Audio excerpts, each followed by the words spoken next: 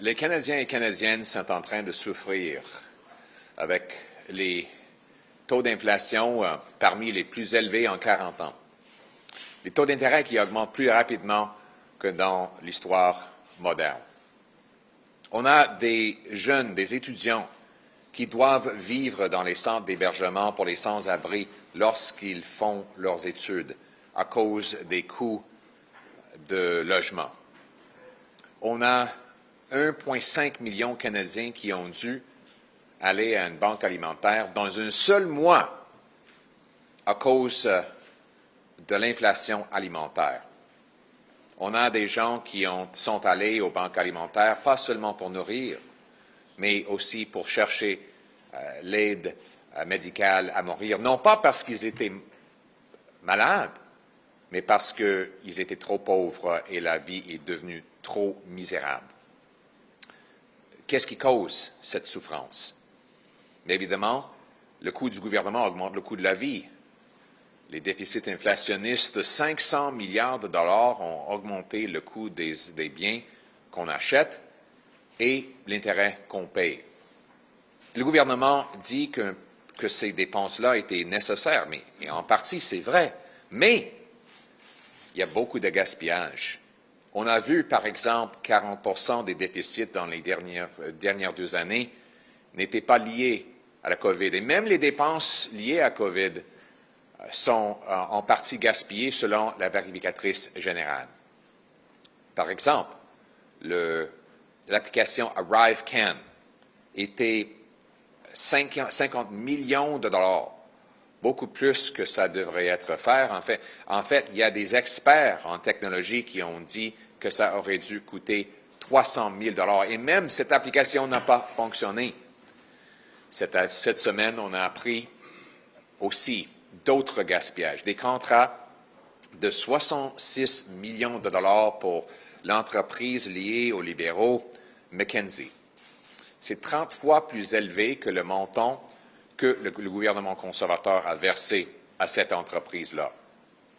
Et pourquoi? On ne sait pas. Il y a des fonctionnaires qui ont dit aux médias qu'ils ne savent même pas ce que les contribuables ont reçu pour ces dépenses-là. 25 millions de dollars pour le ministère de l'Immigration, même si ce ministère a 2,1 millions d'immigrants qui attendent pour être traités par le système. 1,2 million d'immigrants attendent plus longtemps que le temps prescrit par les règles. C'est une entreprise soi-disant de gestion. C'est une entreprise qui devait expliquer aux fonctionnaires comment gérer leurs opérations. Donc, pourquoi est-ce que le ministère, qui a payé 25 millions de dollars pour les services de cette entreprise, est tellement incompétent et incapable de servir les gens qui font leur application pour devenir des citoyens et les résidents permanents? Aussi, il y a des questions d'influence d'une multinationale. Une multinationale qui est le sujet d'une enquête criminelle en France et qui a dû payer des pénalités pour leur rôle dans la crise des opioïdes qui a tué beaucoup de monde ici en Amérique du Nord. Et finalement, l'ancien directeur de cette entreprise a reçu la nomination d'être ambassadeur en Chine après toutes ces controverses qu'on a vues liées à cette entreprise-là. C'est la raison pour laquelle les conservateurs annoncent aujourd'hui qu'en collaboration avec les autres partis de l'opposition, nous forçons une enquête au comité des opérations gouvernementales pour connaître tous les détails de ces contrats d'au moins 66 millions de dollars et aussi pour mieux connaître l'influence que cette entreprise-là joue dans le gouvernement libéral. Justin Trudeau a causé la misère dans laquelle les Canadiens se trouvent. Les gens ne peuvent même pas payer leurs factures et il y a des entreprises liées aux libéraux qui reçoivent des grands contrats, des dizaines de millions de dollars. Donc, c'est le temps pour l'imputabilité. Un gouvernement Poilievre et un gouvernement conservateur sera imputable. On va contrôler les dépenses. On va faire en sorte que l'argent dépensé va bénéficier monsieur et madame tout le monde et aussi on va nous assurer que les Canadiens reprennent contrôle de leur vie et leur gouvernement en éliminant l'influence excessive des multinationales et en bien dépensant notre argent pour avantager monsieur et madame tout le monde. Thank you very much and Happy New Year, everybody. As you know, Canadians are suffering. We have 1.5 million Canadians eating at a food bank in a single month. Reports of students living in homeless shelters because they can't afford the now $2,000 for average monthly rent. The cost of a mortgage payment is now a larger share of an average Canadian paycheck than at any time in recorded Canadian history. Some people are going to food banks asking for help with medical assistance and dying, not because they are sick, but because they are too poor and life is too miserable to go on. Why is inflation so exorbitant now? Well, the answer is the cost of government is driving up the cost of living. $500 billion of inflationary deficits has bid up the cost of the goods we buy and the interest we pay. Now, the Liberals will tell you it was all necessary, but we know that 40% of new spending in the last 2 years was not linked to COVID, according to the Parliamentary Budget Officer. We also know, according to the Auditor General, that about $30 billion of the COVID spending was questionable and $4 billion at least was wasted. One example, of course, is the ArriveCan app, whereby $50 million of contracts went to shady companies for questionable work. Some of the companies didn't do any work at all other than to recruit other companies that supposedly were to do the work, and that work was badly done because the app in the end did not even work. Now, on top of that, we learned that the Liberal government has given 30 times more money in contracts to the Liberal-linked firm McKinsey than did the prior Conservative government. Recent reporting has shown neither the company nor the government is willing to explain what the money was for. $66 million in core government contracts and tens of millions of dollars of other contracts from Crown corporations. One unnamed immigration public servant said that he or she did not even know what they got for the money. $25 million went to that department. And what did we get as Canadians? What are the results of this management company's ingenious work? Well, 2.1 million immigrants wait in the queue. Over 1 million are waiting beyond the acceptable legal timeframes. So we want to know what all this money was for. We also want to know about the outsized influence of this company in the operation of our government and our democracy. The company is under investigation for its involvement in politics and government in France. They've had to pay financial penalties for their role in facilitating the sale of opioids into the United States of America that helped deliver a massive drug overdose crisis that is now spread into Canada. And then finally, the director, former director of this company, managed to get himself the gig as our ambassador to China. So it's time for Canadians to get answers. We need to know what this money was for, what influence McKinsey has had in our government, and it is time for Canadian taxpayers to have answers to these questions. A Poilievre government will bring answers and bring accountability. We will spend dollars to deliver good services to Canadian citizens who pay for them, not to give juicy contracts to powerful multinationals.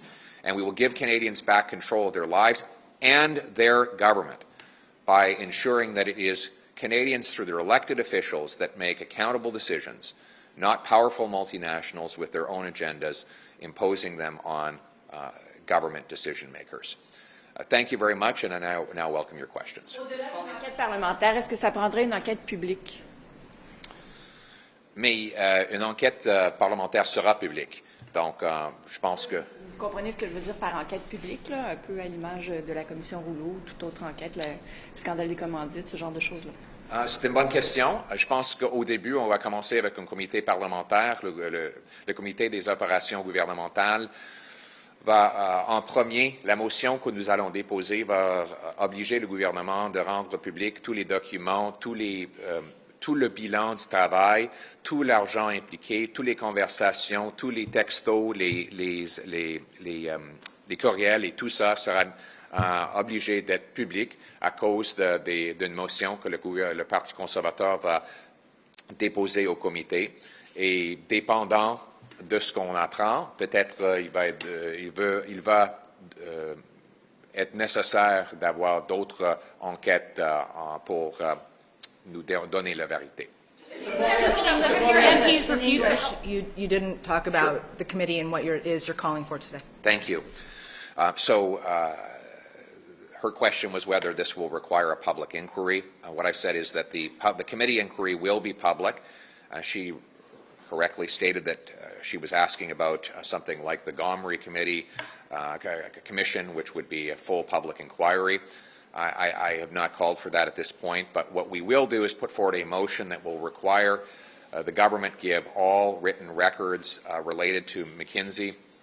That includes contracts, conversations, records of work done, meetings held, text messages, email exchanges, everything that the government has with the company since taking office should be made public so that we can study all of these facts and hold the government accountable. Who knows where that might lead? Maybe we'll learn things that will require a bigger inquiry, but at this point, we think the Government Operations Committee is the right place to carry out this investigation. The Trudeau government has increased the cost of consultants, but also the cost of the public service. Would you, if you were in charge of the government, would you reduce one or other, or both? Well, we're definitely going to be reducing the cost of consulting. We think that when you have qualified public servants to do the job, we shouldn't be contracting the same work out to high-priced consultants who charge much more. You know, these consultants can charge hundreds of dollars an hour. By contracting everything out, you end up paying more. And so we would like, as Conservatives, we intend to bring more of that work in-house and use the expertise that our public servants have. What the reporting on the McKinsey controversy showed over the last several days is that the public servants believe that they could have done the job themselves. And then they had these aliens from outer space coming in and presenting them with a bunch of PowerPoint presentations and fancy charts and graphs that produced no value and interrupted the work of our core public service. I think we need less of these PowerPoint presentations and more actual work and delivery of service to the people on the ground. Sur un autre sujet, sur l'immigration, votre député Richard Martel a qualifié une famille de Salvadoriens qui est installée au Saguenay-Lac-Saint-Jean d'immigrants illégaux. Comment réconciliez-vous ces propos avec votre vision de l'immigration? Merci. Mais moi, je suis un grand supporter de l'immigration légale. Évidemment, ma femme est une immigrante, donc je suis pour l'immigration et notre économie a besoin des immigrants pour combler le besoin de notre marché de travail. Et le Canada est bâti par les immigrants. Moi, je crois que cette immigration devrait être légale. Les gens devraient arriver par les portes d'entrée légales. Et je pense que le gouvernement devrait régler le problème de Roxham Road et on devrait trouver une façon, en renégociant l'entente des tiers pays avec les États-Unis, pour fermer le Roxham Road et pour retourner à un système où les gens arrivent aux portes d'entrée légales. Moi, je crois que c'est plus humanitaire et c'est plus juste, surtout pour les gens qui attendent pour une longue période de temps pour arriver ici au Canada. Donc, je comprends pourquoi les gens veulent traverser à Roxham Road. Ce sont des êtres humains. Est-ce que je peux me compléter? J'ai rien contre les personnes. Dans certains cas, elles sont des victimes aussi d'un système qui ne fonctionne vraiment pas. On a 2,1 millions d'immigrants légitimes qui attendent. Ça prend trop longtemps. Donc, le système devrait être bien géré pour traiter les cas de façon rapide. Dans certains cas, c'est la vie ou la mort de ces immigrants. C'est les familles qui sont divisées et c'est les employeurs ici au Canada qui attendent pour remplir un poste. Donc, le problème, c'est l'incompétence de Justin Trudeau qui empêche les immigrants légitimes d'être traités de façon vite est juste et un gouvernement Poilievre sera compétent pour régler ces problèmes-là. Your comments were acceptable then. He called them illegal immigrants. Are Mr. Martel's comments acceptable in your mind? Let me comment generally on the issue of Roxham Road. I think that the government, if I could, the government should renegotiate the third country agreement in order to close Roxham Road. I understand why desperate people are trying to cross there. Our system is now so slow and so broken that there are 2.1 million people waiting, including over 1 million that have been waiting beyond the government's own determined timeframes. That is the fault of Justin Trudeau.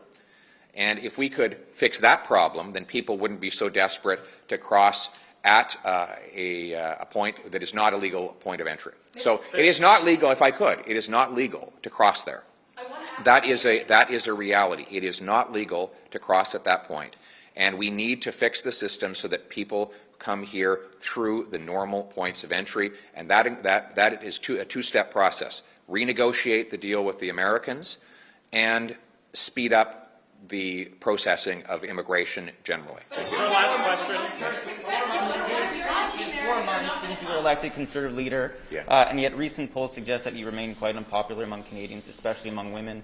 One recent poll found that 22% of women think another leader should lead your party in the next election. Why do you think that is? Well, I don't comment on polls, but what I will say is that our party is fighting for everyday ordinary people. The reality is Justin Trudeau has caused the biggest and worst inflation in 40 years, rising interest rates. He has imposed shortages in our supply chain that result in pain and suffering, including at our pharmacies. So Canadians want us to fight for their very real interests, and that's exactly what Conservatives will do. Thank you so much. Thanks, everybody. This is the same committee that in October made a very similar request for all the ArriveCan documents, and that committee is only just finding now that they're getting stonewalled. They're not getting the identities of the subcontractors. So you're starting this whole process again, slightly different topic, but why? What's your response to how they reacted to the October one, and how do you think this is going to be any different? That's a good question, and Conservatives are going to work hard to hold the government accountable. We're going to team up with opposition parties who have a combined majority on that committee to force the government to release the information both on ArriveCan contractors and on McKinsey. Canadians deserve answers on how their dollars are spent, and we'll make sure they get those answers. Thank you very much.